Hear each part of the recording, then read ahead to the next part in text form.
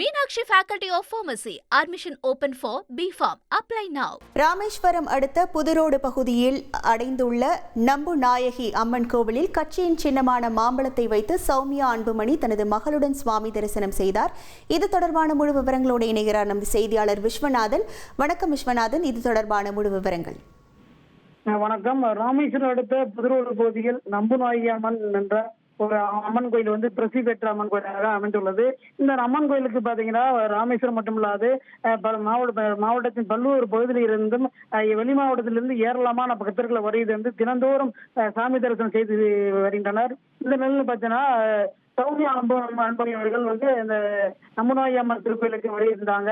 அவரோட அவருடைய மகள் 2 மகளும் வருகை தந்து நம்புநாயகி அம்மனுக்கு அதாவது மஞ்சள் காப்பால் அரைத்து